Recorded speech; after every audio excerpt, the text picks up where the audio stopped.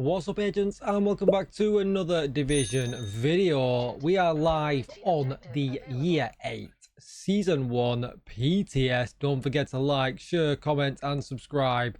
Let's get straight into it. So this video is going to be all about the new gear that we are getting, prototype. I'm not going to do any maths or anything in this video. We're going to look at the systems, we're going to look at the currencies, we're going to look how they work, what the roles look like and things like that.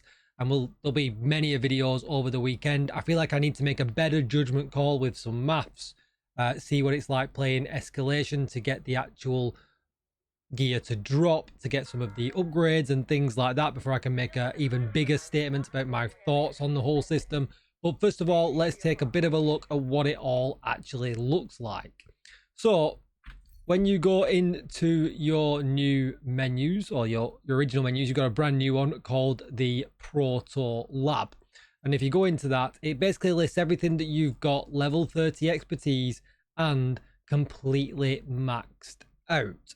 Now, there's a couple of things I want to tell you about before we kind of head out on this journey. And I'm going to go into my inventory to show you this. For instance, we'll take a look at my Emperor's Guards right here. You can see they've got 0% weapon damage on it. And there seems to be a bug in the PTS that if you've re-rolled a core attribute on a yellow, or on a high end or a gear set, and then you prototype it, it just puts the core attribute to 0. So I've seen it with somebody that had rolled a red striker's piece to a blue core attribute, and when they prototyped it, it went to 0. So that seems to be a bug. That's certainly not intended. There's also a couple of other things that I've noticed as well. The armor regen here, this is correct. You would think you would expect 1.5 because it's actually a 1.5x of what the original attribute is. But you can see here on Fox's Prayers, I would actually expect 12 because it was 8. So you would add 4 to that and you expect 12. And I think it's Contractors as well that doesn't look quite right. Yeah, Contractors is 10.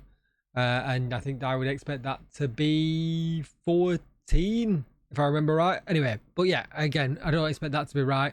So there seems to be some anomalies with how the yellow stats are rolling. But there is one good thing to talk about with these yellow stats before we get into the other bits and bats, that the yellow attributes that you get on things, if any gun or any piece of gear has them, they are always guaranteed to roll to the maximum value, along with whatever else will take the chance of rolling. They're exempt from the rules. They'll always be maximum.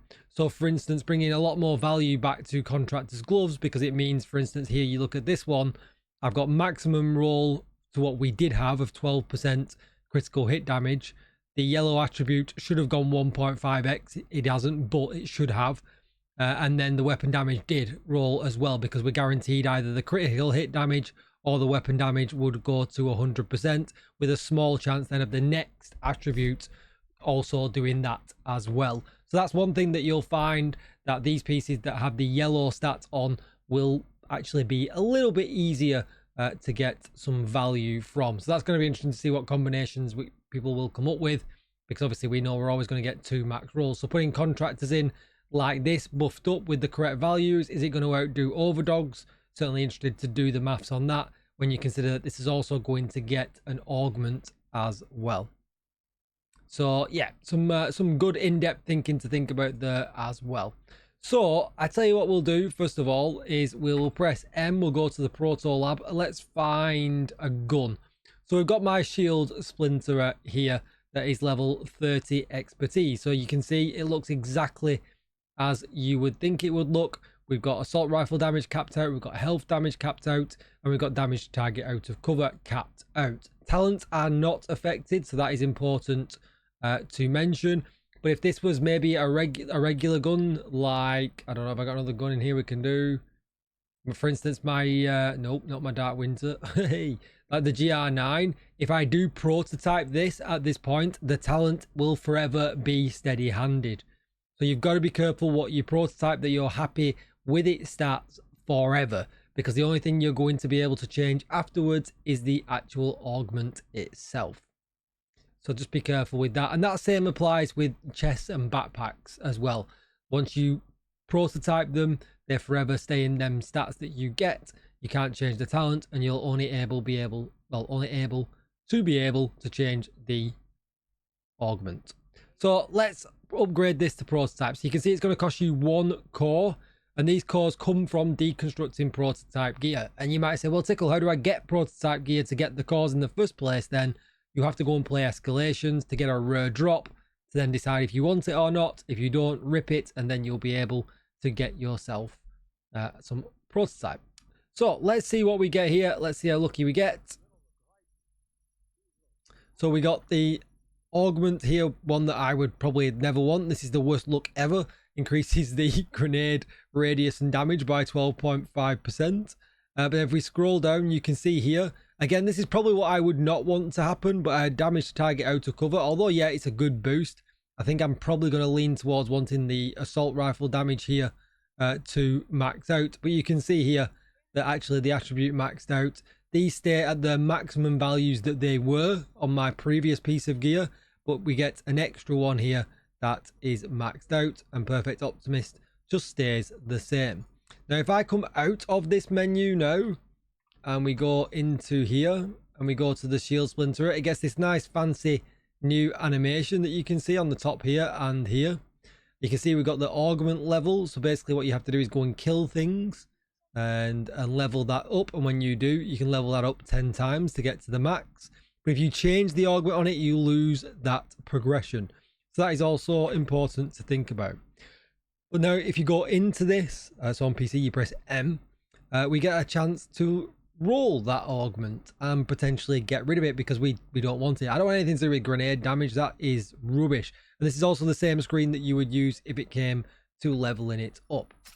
So now we get the option of, do we want to keep our grenade radius, or actually do we want to switch to probably what I think is one of the best in slot stats, augment echo. Every bullet fired has a 2.5% chance to deal its damage twice. So we're going to change, and then as you can see now, we are keeping that forever, which is great. But what does seem a little bit strange here, that I would have assumed that oh yeah, you can see here now, the cost to re-roll has now gone from 2 to 4. So let's, we'll keep that one on for now, because I do want to experiment with it a little bit. So let's go into the Lexington. So the cost to re-roll is still 2, so we're going to re-roll it. And then we've got a skill one. So it provides 2.5% chance of reducing skill cooldowns. So, you know what, yeah, go on, I'll keep it, but now it's going to cost me 4. Let's roll again. Grenade radius, I'll keep it, but now it's going to cost me 6. You can see where this is going. Provides a 1.5% chance of refilling your magazine. All right, great. But now it's gone to 10. Where do we go next? 16. It's getting expensive. 26. 50. That was a huge jump. But as you can see now, it stays at 50. But I want to bring your attention to that a little bit. Obviously, there is some significant reduced costs in optimization in the game now. It's probably better to re-roll this a few times and then maybe just build a new piece of gear to 30 rather than having to pay, you know, 26 and 50 to re-roll this to get, you know, what it is you actually want. So yeah, just be aware of that. So that is how all of that works. And that is what it all looks like. And essentially then at that point then I could put this piece of gear on. I could then go into this menu. Have I got any in here? I haven't got any yet. Have I got any anywhere else on this character? Yeah, I could put these contractors gloves on, and if they had the same augment here and here, they would stack. Even at max level, at level 10, they would both stack, so giving you some pretty serious extra damage, even if you didn't get the weapon damage roll that you were after. You're already getting a quite significant upgrade to what it is, you know, to your build than what it actually was. And that's kind of the power I want to investigate a little bit, see how much power we're actually getting. It's going to be interesting to see, you know, how I quite figure that out, but that's for another video. So yeah, at that point there, that is kind of everything to do with this gear. So that is going to be the grind. Essentially, the grind is going to be either go and do escalations, but the drops are very, very rare. I've seen people already get to wave 3, 4, 5, 6, and 7, and they've had 2 or 3 drops, and that's kind of it. So the prototype cores, when you get them, use them or store them wisely, because they certainly are a rare resource, that's for sure. But that is going to be the new end game grind for the division. But they certainly have made optimization much, much easier. And if I go into my expertise menu, let's look for a mask that I've got or something that I've got that I've not quite expertised yet. So I've got a striker's battle gear or a tipping scales mask here, right, that is not expertised. So if I go into my expertise menu, I'm going to find tipping scales. There it is. And we're going to pick this mask. So you can see here at the bottom, it's now currently 61 of each of the materials. And what I'm going to do, I'm just going to make a quick note of this. Well, rather than keep us waiting, we're just going to take a quick screenshot because you know, science. And then we're going to upgrade that. And obviously their materials are pretty easy to come by. And then again, you know, not very much more. Again, materials that are very, very, very easy to come by.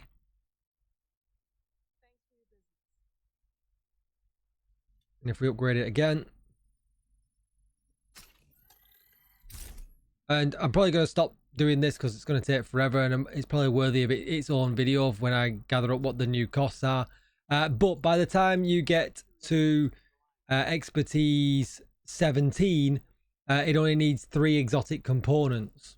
And then all the way through, then, you know, 18 and 19 only needs 4, 20 and 21 only need 5, 22, 23 only need 6, 24, 25 need 7, 26, 27 need 8, 28, 29, 30 all need 9. But be aware, from escalation level 4, you're also going to be earning exotic components as well. So yeah, that's probably going to be the end game, is kind of playing, you know, the lower level of escalations, farming materials, get lucky with a couple of rerolls of the augments on the gear, maybe not, then just build a new piece up to 30. And, you know, it's definitely going to be significantly easier for people to get to expertise level 30 as well, using this new kind of way of grabbing materials fairly easy. But yeah, that's going to be it for now. Let me know what you think of the system. I get that some people are going to have annoyance in these bars being empty, even though technically they still are kind of maxed, but not maxed, because the new max is a different max. It's a little bit of an odd way of describing it, isn't it? But I have not yet had a piece of gear give me more than 1 max roll, if that makes sense. So it's only ever been 1. So for instance, if I roll this one here, we can see that the weapon damage did, but the critical hit damage did not. And you know what you got to think about here is with ongoing directive, for instance, here there is only 2 attributes for it to do. So we did this one here. The weapon damage did again, but the critical hit chance did not. Striker's holster, the weapon damage did not, but the critical hit damage did. So yeah, in all the pieces that I've done kind of in testing, we've never had a double crit, if that makes sense. Is that what we want to call it? A double crit in all of these pieces. So that seems like it's either significantly low or it doesn't really ever happen, which we believe it does happen. But yeah, I mean, I'm just kind of extending the video longer than I want to right here, but we're just kind of rolling through it because I've got a lot of expertise gear.